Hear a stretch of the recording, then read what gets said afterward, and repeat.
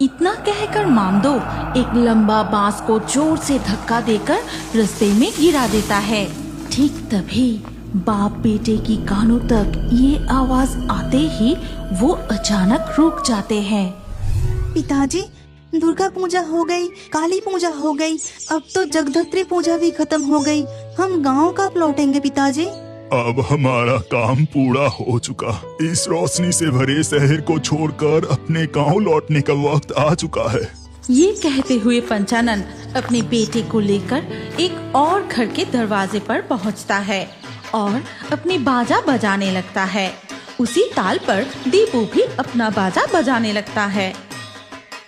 बाजा बजाने की आवाज सुनकर घर की बहू चावल, कुछ पैसे और पुराने कपड़े लेकर बाहर आती है। ये लो भैया, कुछ चावल और कुछ पैसे, और ये पोटली में कुछ पुराने कपड़े भी है। पूरे दिन घर घर घूमकर जितना चावल और पैसा मिला है उससे कुछ महीना चल जाएगा। चल, शाम होने से पहले स्टेशन पहुंचना है। तब लगभग शाम हो चुका था। पंचानन अपने बेटे दीपू को लेकर ट्रेन में चढ़ जाता है। कलकत्ता से रघुनाथपुर का ट्रेन में सफर का समय 5.5 घंटे का है। बीच में सिग्नल खराब होने की वजह से ट्रेन 53 मिनट लेट था। जब पंचानन और दीपू ट्रेन से उतरते हैं तो रात के 10:30 बज रहे होते हैं। पिताजी, स्टेशन पर कोई भी नहीं उतरा, हम अकेले हैं। मुझे बहुत डर लग रहा है पिताजी, अब हम घर कैसे जाएंगे? ओहो, बहुत देर हो गई, अब तो कोई रिक्शा भी नहीं मिलेगा। वक्त बर्बाद ना करके चल, पैदल ही चलते हैं। ये समय गांव में गहरी रात की बराबर होती है। चारों तरफ सन्नाटा, झिंगुर की आवाज और पहले सर्दी के ठंड में लोमड़ियों की आवाज सुनाई दे रहा है। पंचानन अपने बेटे को लेकर सुनसान रास्ते पर चलते हुए अब एक घने बांस की जंगल में प्रवेश करता है।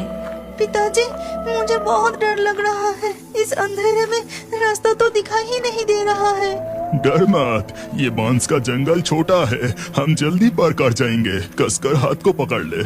आसमान में पूनम के चांद रहते हुए भी घने बांस झाड़ को पार करके जरा सा भी रोशनी जमीन तक नहीं पहुंच रही है। अरे मामदो, देख तो जरा, रास्ते से वो दोनों कौन आ रहा है? एक बाजा बजाने वाला बेटे के साथ लौट रहा है। क्या उसका गर्दन मरोड़ दो चुड़ैल? अरे नहीं नहीं, बाप बेटा शहर से मेहनत करके कमा के लौट रहे हैं। इनके घर लौटने से पहले इनकी खुशियाँ छीन लेना सही नहीं होगा। अरे भूत चुड़ैल के लिए सही और गलत। चल, मैं इसका गर्दन मरोड़ता हूँ, तू खून चूस लेना, फिर मैं दोनों का खोपड़ी चबाऊंगा। इतना कहकर मामदो एक लंबा बांस को जोर से धक्का देकर रास्ते में गिरा देता है। ठीक तभी बाप बेटे की कानों तक ये आवाज आते ही वो अचानक रुक जाते हैं। पंचानन दीपू का हाथ कसकर पकड़ लेता है।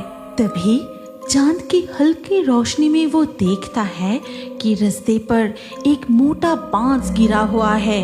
पंचानन समझ जाता है कि ये कोई आत्मा का काम है। जहाँ ना कोई हवा ना कोई तूफान, वहाँ अचानक एक कच्चे बांस कैसे गिर गई।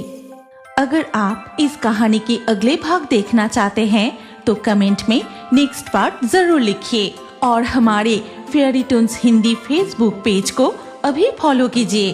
अगर ये कहानी अच्छी लगी तो लाइक करके शेयर कर दीजिए।